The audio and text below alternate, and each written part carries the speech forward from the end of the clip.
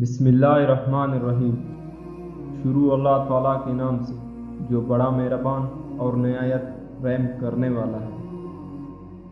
حضرت ابو ہریرہ رضی اللہ عنہ بیان کرتے ہیں کہ رسول اللہ صلی اللہ علیہ وسلم نے فرمایا، میرا جی چاہتا ہے کہ نماز کے اقامت کا حکم دوں، پھر ایک آدمی کو کہوں کہ لوگوں کو نماز پڑھائے اور خود ایسے لوگوں کی طرف جاؤں جو نماز کی جماعت میں حاضر نہیں ہوتے، اور میرے ساتھ کچھ لوگ ہوں جن کے پاس لکڑیوں کے گٹھے ہوں، میں ان کے گھروں کو آگ لگا دوں۔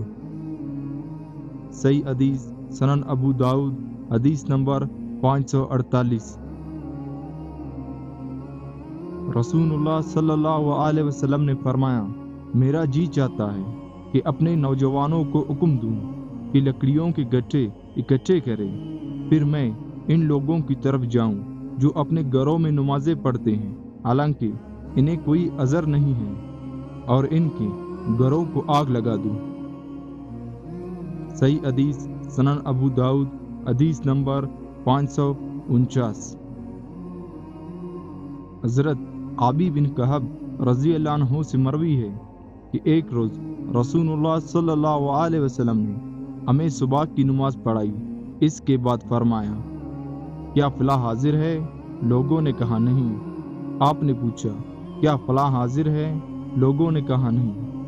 آپ صلی اللہ علیہ وسلم نے فرمایا، بلا شبہ یہ دو نمازیں منافقین پر سب سے زیادہ باری ہے، یعنی عشاء اور فجر، اور اگر تمہیں معلوم ہو کہ ان میں کیا اجر و ثواب ہے تو تم ان میں ضرور آؤ، اگرچہ گھٹنوں کے بل پر ہی آنا پڑے۔ صحیح حدیث سنن ابو داؤد حدیث نمبر 554۔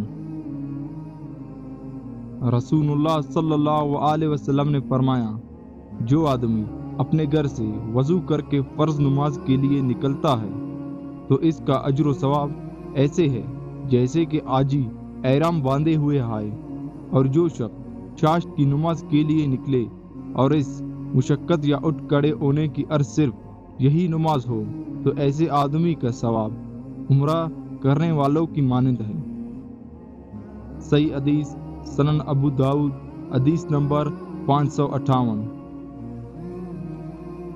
رسول اللہ صلی اللہ علیہ وسلم نے فرمایا، جماعت کے ساتھ نماز 25 نمازوں کے برابر ہوتی ہے، اور جب کوئی شخص بیابان میں نماز پڑھتا ہے اور اس کے رکوع اور سجود کو کامل کرتا ہے تو اس کا ثواب 50 نمازوں تک پہنچ جاتا ہے۔ صحیح حدیث سنن ابو داؤد حدیث نمبر 560۔ حضرت بریدہ رضی اللہ عنہ نبی صلی اللہ علیہ وسلم سے بیان کرتے ہیں، آپ نے فرمایا، خوشخبری دوں قیامت کے روز کامل نور کی ان لوگوں کو جو اندھیروں میں مسجدوں کی طرف چل چل کے آتے ہیں۔ صحیح حدیث سنن ابو داؤد حدیث نمبر 561۔ سیدنا ابو ہریرہ رضی اللہ عنہ بیان کرتے ہیں کہ نبی صلی اللہ علیہ وسلم نے فرمایا، جس نے وضو کیا اور اچھی طرح وضو کیا، یعنی سنت کے مطابق کامل وضو، پھر مسجد کی طرف گیا مگر لوگوں کو پایا کہ وہ نماز سے فارغ ہو چکے ہیں، تو اللہ عز و جل ایسے بندے کو بھی اتنا ہی اجر عنایت فرماتا ہے جتنا کہ اس کو جس نے جماعت میں حاضر ہو کر نماز پڑھی ہو، اور یہ ان کے اجروں میں کسی کمی کا باعث نہیں ہوتا۔ صحیح حدیث سنن ابو داؤد حدیث نمبر 566۔ حضرت ابو ہریرہ رضی اللہ عنہ سے مروی ہے کہ رسول اللہ صلی اللہ علیہ وسلم نے فرمایا، اللہ کی بندیوں کو اللہ کی مسجدوں سے مت روکو، لیکن انہیں چاہیے کہ زیب و زینت کے بغیر نکلے، یعنی سادہ کیفیت میں آئے۔ صحیح حدیث سنن ابو داؤد حدیث نمبر 565۔ حضرت ابن عمر رضی اللہ عنہما سے مروی ہے، انہوں نے کہا کہ رسول اللہ صلی اللہ علیہ وسلم نے فرمایا، اپنی عورتوں کو مساجد سے مت روکو مگر ان کے گھر ان کے لیے بہتر ہے۔ صحیح حدیث سنن ابو داؤد حدیث نمبر 567۔ حضرت ابو ہریرہ رضی اللہ عنہ نے بیان کیا کہ میں نے رسول اللہ صلی اللہ علیہ وسلم سے سنا، آپ نے فرمایا جب نماز کی اقامت ہو جائے تو تم اس کے لیے دوڑتے ہوئے نہ آیا کرو بلکہ چلتے ہوئے آؤ اور اطمینان و سکون اختیار کرو، تو جو مل جائے پڑھ لو اور جو رہ جائے اسے مکمل کر لو۔ صحیح حدیث سنن ابو داؤد حدیث نمبر 572۔